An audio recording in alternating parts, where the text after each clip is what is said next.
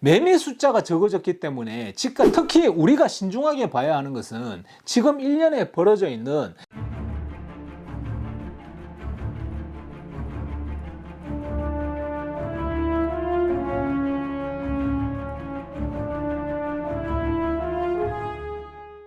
안녕하세요, 제이정입니다. 요즘 보면 전 세계 경제가 엉망진창인데 미국만 괜찮은 것 같다는 느낌이 좀 있습니다. 그래서 오늘 현재 미국 부동산 마켓 상황을 한번 업데이트 해드리겠습니다. 지역마다 분명히 온도차가 있을 테니까요. 제가 있는 캘리포니아의 오렌지 카운티의 현재 마켓 상황을 업데이트 해드리도록 하겠습니다. 특별하지 않는 이상은 지역마다 거의 비슷할 것입니다.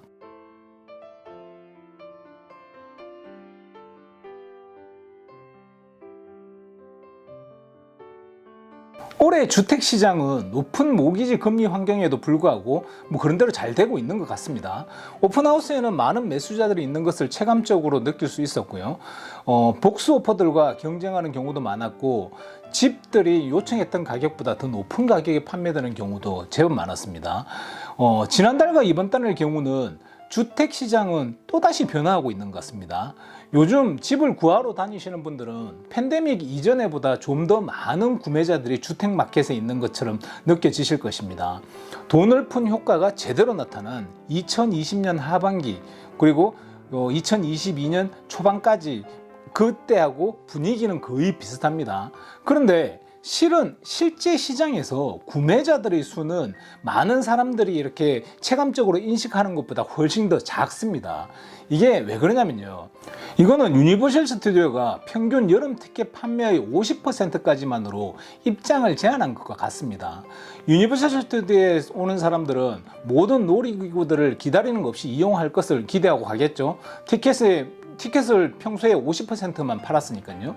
그런데 막상 이 지구상에서 가장 행복한 장소로 들어가자마자 실제로는 놀이기구의 3분의 1만 열려 있고 기다리는 줄은 평소 여름방학 기간처럼 길게 늘어서 있는 것 같은 그런 형국이 되어 있는 거죠. 지금 이게 미국 주택시장에서 벌어지고 있는 상황입니다. 거의 7%에 이르는 금리와 심각하게 낮은 개인의 재정적 안정성 때문에 구매자들은 판매 중인 주택이 안 팔리고 그대로 있고 판매자들은 어떤 오퍼라도 오기를 막 겁내면서 기다리고 있을 거라고 지금 부동산 마켓에 막 뛰어든 구매자들은 그렇게 기대할 수도 있습니다. 하지만 현재 시장에 나와 있는 주택 수는 매우 터무니없이 너무너무 적고요. 그로 인해서 구매자들은 구매를 위해 경쟁을 하고 있는 그런 상태인 것입니다. 오늘의 오렌지 카운티 주택시장의 높은 가격과 높은 이자는 구매자의 개인의 재정적인 안정성을 위협하는 수준이라고 느껴질 것입니다. 그러니까 매수자가 보기에는 아무리 봐도 비싸다는 생각이 들고요. 수요도 낮은 것 같고요. 이 현상을 그대로 반대쪽으로 놓고 보면요.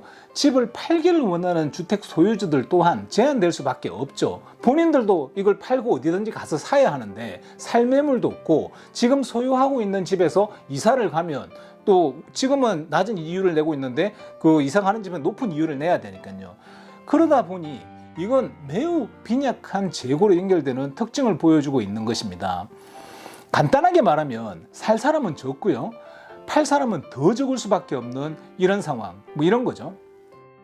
구매자 수요가 약한 이유를 이해하기 위해서는 시간이 지나면서 이자율, 소득, 주택 가격이 어떻게 변해왔고 그것이 어떠한 결과에 어떠한 영향을 미쳤는지 이해하는 것이 중요합니다. 역사는 반복되죠.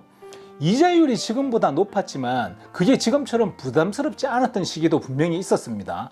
1980년대에는 평균 모기지 금리가 13.75 거의 14%에 육박했고요. 대부분의 그 자영업을 하시는 분들 같은 경우는 그때 당시에 15% 16%도 굉장히 많이 받았습니다. 근데 그때 당시에 중간 소득이 22,000달러였고 그리고 중간 주택 판매가가 10만 8천 달러였습니다. 이것은 월 페이먼트가 이 중간 가구 소득에 버는 돈의 55%에 해당되는 돈이었습니다. 그 후에 금리는 시간 지나면서 계속 뚝뚝뚝 떨어지고 소득은 시간이 지나면서 계속 증가를 했죠. 2000년에는 모기지 금리가 8%에 도달을 했고요. 20년 동안 중간 소득이 2배 이상으로 증가해서 22,000달러에서 56,000달러로 상승하고 중간 주택 판매가는 10만 8천에서 31만 7천 달러로 상승을 했습니다. 엄청나게 상승을 한 것도 맞죠. 그렇지만 소득에 대비해서 집을 가지고 있으면서도 페이먼트는 중간 소득이 본인이 벌어들이는 소득이에요.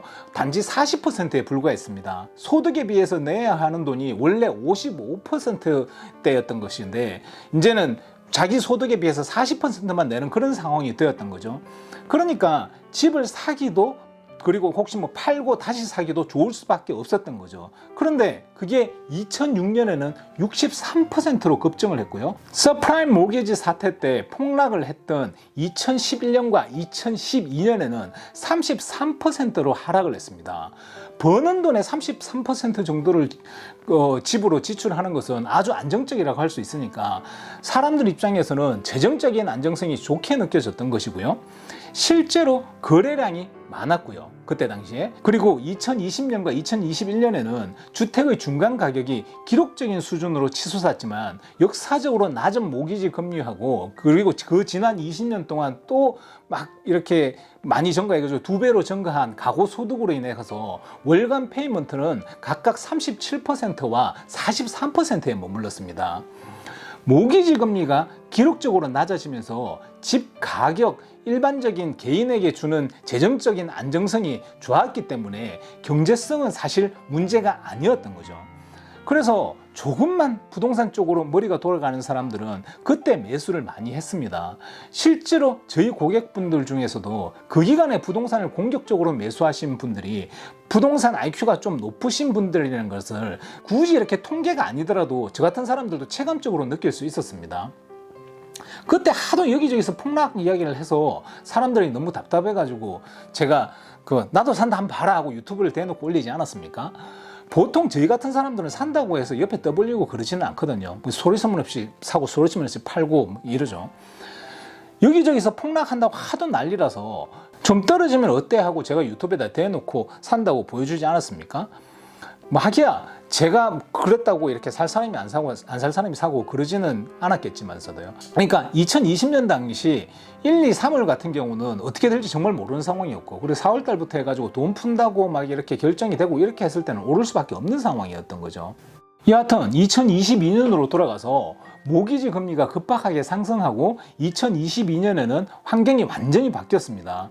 2022년 평균 모기지 금리는 5.34%로 상승을 했고요. 그리고 2022년 말인 10월과 11월에는 거의 7%로 올라가 그전 20년 안에 최고치를 기록을 했습니다. 이로 인해서 중간 가격인 123만 5천 달러의 주택의 월 지불액은 중간 가구 소득의 무려 62%에 해당되었습니다.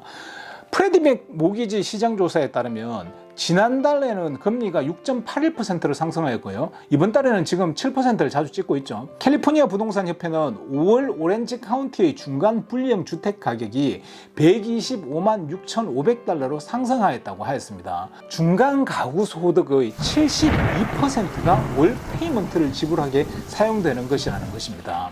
오늘날 주택 구매를 하려면 중간 이상으로 높은 소득을 가진 구매자나 혹은 은행 계좌에 현금을 많이 보유하고 있는 구매자들만 가능하다는 것입니다. 이렇게 되면 주택 구매자의 개인의 재정적 안정성은 역대 기록적으로 낮습니다. 새로운 계약 건수는 2004년 추적을 시작한 이래로 7월의 시작을 기준으로 1,560건으로 가장 낮은 수준입니다. 지난해에 비교하면 9% 하락한 수치입니다. 코로나 이전인 2017년부터 2019년까지 3년 평균이 2,679건으로 지금 현재의 계약 판매 건수보다 1,022건이 많았습니다. 지금보다 계약 건수가 무려 65%가 더 많았던 것입니다.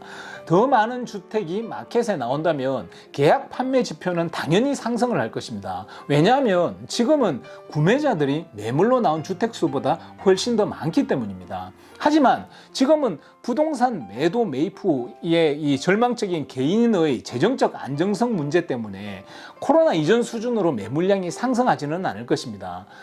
집을 소유함으로써 수입의 72%를 내야 하는 것은 개인의 재정적 안정성을 위협하기에 충분하죠. 아니, 넘치죠. 굉장히 위험하죠.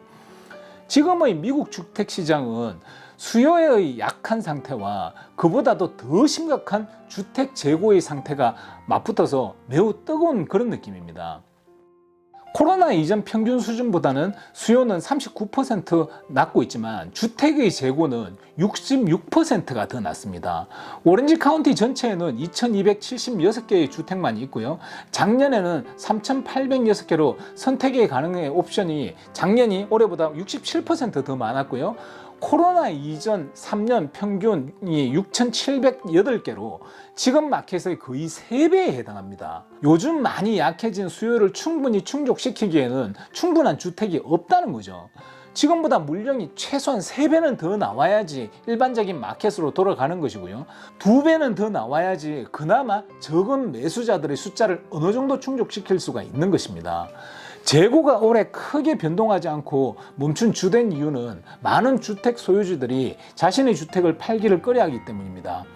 현재 주택 소유주들이 가지고 있는 고정금리 모기지 때문에 이분들은 이사를 하기를 꺼리고 있습니다. 이분들이 가지고 있는 이자율과 지금의 시장 금리와의 차이는 상당히 크죠. 이로 인해서 많은 주택 소유주들은 자신들의 주택을 매매 목록에 올리고 다른 집으로 이렇게 이동을 하는 것을 막고 있는 그런 형국입니다. 캘리포니아 주의 모기지를 갖고 있는 주택 소유주들 중에서요 87%가 5% 이하의 고정금리를 가지고 있고 그분들은 현재 이 이자를 보면서 즐기고 있고요. 뭐 자기도 높다고 생각하고 샀는데 더 올랐으니까요. 그리고 69%는 4% 이하의 금리를 가지고 있으면서 현재의 자기의 이자율을 가지고 보면서 행복해하고 있습니다. 엄청난 숫자인 사람들이 낮은 이율로 고정되어 있는 것입니다. 6월까지 오렌지 카운티에서는 12,267명의 새로운 판매자가 등장을 했습니다. 이는 코로나 이전, 그러니까 2017년부터 2019년 3년 평균보다 9,872명이 줄어든 수치로 무려 45%나 감소했습니다. 그래서 오늘날의 주택으로 인한 페이먼트가 주는 개인의 재정적인 안정성 문제를 감안을 하더라도 시장은 매우 핫하게 그렇게 느껴지는 겁니다. 현재 구매 속도로 모든 매물을 판매하는 데 걸리는 예상 시간은 44일로 2004년에 추적을 시작한 이래에 7월 시작을 기준으로 두 번째로 낮은 수준입니다.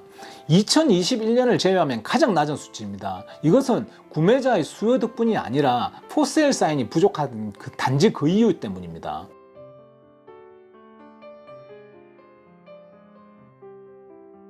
6월의 매물 재고는 5월과 거의 변화 없이 5개의 주택만 감소해서 현재 2276개의 주택이 유지되어 있습니다. 뭐 별 의미가 없는 숫자죠. 이것은 2004년 추적을 시작한 이래로 7월 시작 전 최저 수준입니다. 4월 중순부터 극도로 느리게 증가세였던 매물 재고는 7월 4일 연휴 때문에 일시적으로 약간 정체되어 있었습니다. 일반적으로 미국 전역으로 휴일 주간에는 매물이 시장에 내놓는 주택 소유주들이 좀 적어집니다. 그게 일반적인 현상입니다. 7월에 들어서서 천천히 상승을 하고 있지만 매물 재고는 8월 중순 어디쯤에서 최고치를 찍을 것으로 예상이 됩니다. 늘 그래 왔으니까요.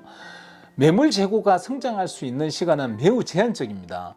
최고치에 도달한 후에 가을 시장에 통해서 이렇게 천천히 감소를 하다가 11월 중순부터 해가지고 연말까지 연휴 기간에 뚝 떨어질 것입니다. 그것도 늘 그래 왔죠. 작년엔 평균 매물 재고가 3,803개였고요. 지금 평균보다는 1,527개가 더 많았던 것입니다. 무려 67%가 더 높았던 것입니다. 코로나 이전에 2017년부터 2019년까지의 3년 평균은 6,708개로 지금보다 4,432개의 주택이 더 많았고 지금보다 무려 195%가 더 많았었습니다. 말도 안 되게 물량이 딸리고 있다는 그런 말입니다. 앞서 말씀드렸다시피 많은 주택 소유주들은 여전히 현재의 고정금리 모기지 때문에 이사를 꺼리고 있죠. 그리고 이것은 모기지 금리가 하락할 때까지 이런 현상은 계속 지속될 것입니다. 그러니까 매수자는 둘째 치더라도 매도자들은 지금 어쩔 수가 없는 그런 상황입니다. 6월에는 오렌지 카운티에서 2280명의 새로운 판매자가 등장을 했고요. 코로나 이전 2017년부터 2019년까지 3년은 평균보다 1580명이 줄어든 수치로 41%가 감소했습니다. 이러한 1년의 매물 부재 상황은 앞으로도 재고 증가 가능성이 힘들 거라는 전망을 쉽게 이렇게 우리가 예측을 할 수 있습니다.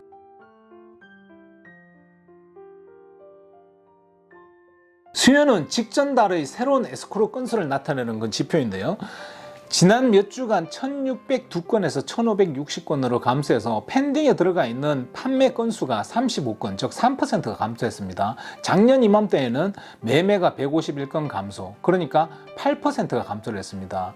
연간의 차이는 3월에는 726건에서 지금은 150건으로 줄어들었고요. 모기지 금리가 작년보다 1.5% 더 높은 상태입니다.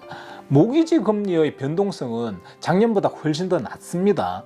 매물의 부재는 구매자들은 요즘 높은 금리 환경에 구매자들을 적응할 수밖에 없는 이상한 그런 환경을 만들고 있습니다. 뭐 6%도 괜찮고 7%도 괜찮고 뭐 집만 사자. 일단 어떻게든 사야 될 거 아니냐. 뭐 그런 환경을 지금 만들어내고 있습니다. 지금 많은 사람들은 경제가 결국 냉각되면서 금리가 완화될 것으로 기대하고 있고, 이거를 통해서 나중에 더 낮은 금리로 재융자를 할 수 있기를 바라고 있습니다. 일단 지금 높은 금리로 사놓고 경기가 안 좋아져서 금리가 하락할 때 재융자를 하겠다는 것이죠. 그나마 이런 분들은 한 발짝 앞서 나가시는 분들이시죠. 금리가 낮아지면 집을 사야겠다고 기다리시는 분들은 잘 아셔야 하는 것이, 금리가 낮아지면요, 재융자 수요만 증가하는 것이 아니라 구매 수요는 엄청 증가하고요, 매도 수요도 적당히 증가하고요, 그 매도한 매도자들의 85% 이상은 다시 매수자가 되는 그런 그림을 그려진다는 걸 심각하게 고려하셔야 됩니다. 결과적으로 매물이 증가하고 매수자는 더 증가하게 될 것이라는 것입니다. 작년에는 펜딩이 1710건으로 요즘보다 10% 더 많거나 150건이었습니다. 코로나 이전인 2017년부터 2019년까지의 3년 평균은 2582건으로 오늘날보다 67%가 더 많거나 1222건이 더 많았던 것입니다.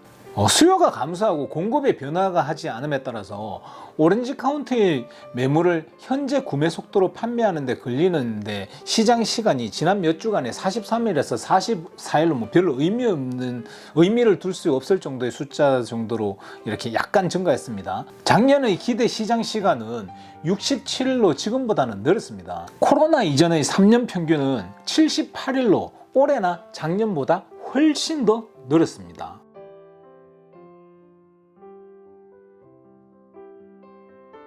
지난 몇 주 동안 200만 달러 이상의 고가 주택 재고는 769개에서 774개로 5개의 주택이 추가되어서 1% 정도 증가한 겁니다. 뭐 별 차이 없어 보이지만 이거는 지난 11월 이후로 최고 수준입니다. 고급 주택 수요는 대기 중인 판매 건수 2건이 감소해서 1% 감소됐고요. 현재 187개로 3월 이후로는 거의 최저 수준입니다. 공급이 약간 증가하고 수요가 약간 감소함에 따라서 200만 달러 이상의 고가 주택의 마켓을 기다리는 대기 기간의 시간은요, 122일에서 124일로 상승해서 2월 초부터 최고 수준입니다. 고급 주택 시장은 하위 범위와는 좀 크게 다릅니다. 고가 주택은 신중하게 가격을 책정하는 것이 성공을 보장하는 데 중요합니다. 연간으로 봤을 때 고급 주택 수요는 대기 중인 판매 건수 9건 한 5% 감소했고요. 활동 중인 고가 주택 매물은 49개, 그러니까 한 6% 정도 감소를 했습니다. 작년에 이 가격대의 매물들이 머물렀던 것은 126일로요. 거의 요즘하고 별반 차이가 없습니다. 연간 차이는 거의 없습니다. 작년하고 올해 차이는 거의 없습니다. 요즘에 럭셔리 주택 시장은 2022년 7월 럭셔리 주택 시장과 매우 비슷한 느낌입니다. 200만 달러에서 400만 달러 사이의 가격대의 주택을 위해 지난 2주 동안 시장에서 걸렸던 시간은 89일, 89일이었던 게 이제 81일 정도로 감소를 했습니다. 400만 달러에서 600만 달러 사이의 가격대의 주택을 위해서 기다리는 시간은, 마켓에 머무르는 기대 시간은요, 시장에서 머무르는 시간은 131일에서 217일로 증가했습니다. 600만 달러 이상의 가격대의 주택을 위해서 기다리는 시간은 435일에서 424일로 감소했습니다. 424일이면 있지 않습니까? 판매자는 지금 주택을 자기가 내놓아도 2024년 10월경에나 에스코로에 넣을 수 있게 된다는 것입니다. 이렇게 오렌지 카운티 전체적인 마켓 상태와 공급, 펜딩, 수요, 그리고 럭셔리 홈 마켓까지 설명을 해드렸습니다. 특히 우리가 신중하게 봐야 하는 것은 지금 1년에 벌어져 있는 개인의 재정적 안정성입니다. 수입에 비해 집에 들어가는 돈이 너무 많은 것이 지금의 상황입니다. 사람들이 돈을 더 벌든지 이자율이 낮아지든지 집값이 낮아지든지 해야지 사람들이 이제 바의 구매자들이요 재정적인 안정성이 어느 정도 확보가 될 것입니다. 매매 숫자가 적어졌기 때문에 집값이 떨어질 거라고 말씀하시는 분들이 계시다고 들었는데요. 지금 매매 숫자가 적어진 것은 앞서 말씀드렸다시피 매도자가 적어서 어쩔 수 없이 매매 숫자가 줄어드는 것이지 앞으로의 집값하고는 아무런 관계가 없습니다. 100개를 팔려고 하는데 120명의 구매자가 있는 것과 10개를 팔려고 하는데 12명의 구매자가 있는 것의 차이라고 생각을 하시면 됩니다. 이게 무슨 가격 차이가 생기겠냐고요. 100개를 팔려고 하는데 구매자가 80명밖에 없으면 집값이 떨어질 것이고요. 거래량은 80개나 되겠죠. 엄청 많게 되겠죠. 근데 10개를 팔려는데 구매자가 20명이라면 집값은 당연히 올라갈 것이고요. 그리고 거래량은 10개밖에 안 되겠죠. 그런데 거래량이 10개밖에 안 될 때가 당연히 더 올라가겠죠. 왜 그냥 구매자가 더 많으니까. 보시다시피 거래량과 집값은 아무 상관이 없습니다. 거래량이 작아져서 집값이 떨어진다는 것은 아예 말이 안 되는 소리입니다. 지금 제 영상을 보시는 이 정도를 찾아와 가지고 보시는 분들 같은 경우는 부동산에 대해서 어느 정도가 있으신 분들이 뭐 이렇게 인기 없는 유튜브를 찾아오는 거 아니겠습니까? 뭐 이렇게 레포트 보니까 그런 분들 같은 경우는 뭐 지금 이거 보시는 영상 보시는 선생님들은 당연히 아실 거라고 생각을 하는데 혹시나 해서 말씀드렸습니다. 요즘 그런 소리를 어디서 들었다고 저한테 한 번씩 이렇게 물어보시는 분들이 이렇게 있으시더라고요. 그래서 뭐 혹시 이렇게만 해가지고 제가 말씀드렸습니다. 도움이 되셨으면 좋겠습니다. 감사합니다. 따봉!